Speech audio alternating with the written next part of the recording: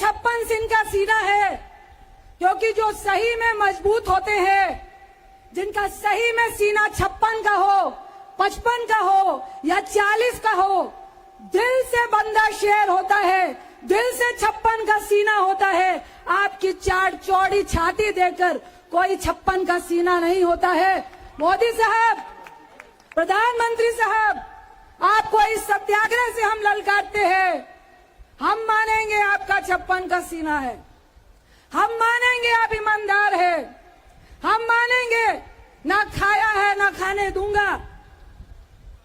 आप दिल खोल के 56 के सीने के साथ कहिए, अडानी मेरा मित्र था, अडानी मेरा मित्र है, अडानी मेरा मित्र रहेगा, लेकिन अगर उसने कुछ घोटाला किया है तो इस देश की खातिर अडानी को भी जांच से गुजरना पड़ेगा।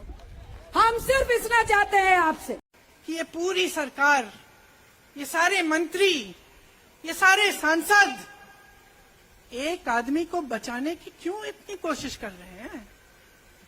इस अडानी में है क्या कि इसको आप सारी संपत्ति दे रहे हो देश की? 20 हजारों करोड़ शेल कंपनियों में इनके हैं और आप इन पे इंक्वायरी नहीं कर सकते? ये अडानी है कौन कि आप सब उनका नाम उठते ही बौखला जाते हैं और उनको बचाने में लग जाते हैं? मेरे पिता का शव इस तिरंगे झंडे में लपेटा गया था। इस तिरंगे के नीचे मेरे पिता का शव था और उसके पीछे चलते चलते मेरा भाई यहां आया। उस शहीद पिता का अपमान भरी संसद में किया जाता है। उस शहीद के बेटे को आप देशद्रोही कहते हैं, आप मीर जाफर कहते हैं, उसकी आप मां का अपमान करते हैं। आपके मंत्री मेरी मां का अपमान भरी संसद में करते हैं। आपके एक मुख्यमंत्री कहते हैं कि राहुल गांधी को पता भी नहीं है कि उनका पिता कौन है। आपके प्रधानमंत्री भरी संसद में खड़े होकर कहते हैं कि ये परिवार नेहरू नाम को इस्तेमाल क्यों नहीं करता। पूरे परिवार का अपमान करते हैं। कश्मीरी पंडित समाज के रिवाज का अपमान करते हैं, जिसके तहत एक बेटा अपने बाप के मरने पर पगड़ी पहनता है, परिवार की परंपरा को आगे बढ़ाता है।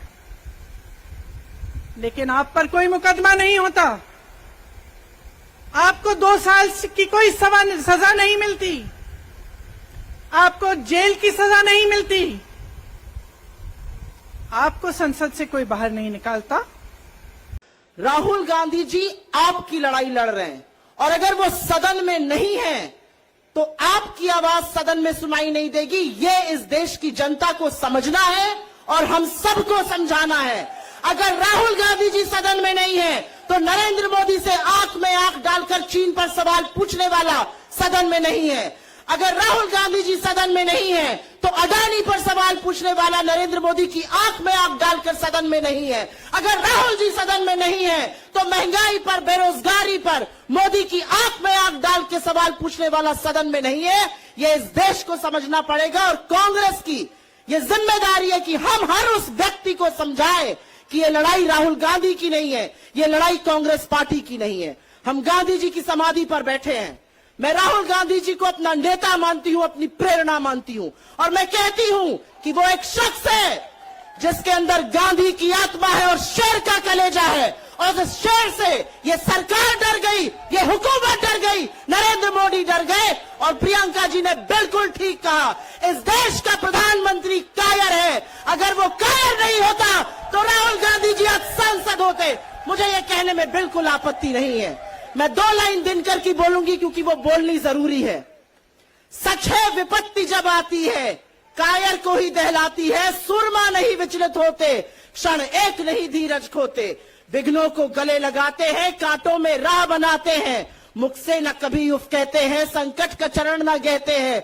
जो आ पड़ता सब सहते हैं, उद्योग निरत्नित रहते हैं, शूलों का मुख न साने को, बढ़ खुद विपत्ति पर छाने को।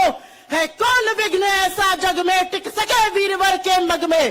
खंभ ठोक ठेलता है जब नर, पर्वत के जाते पांव उखड़।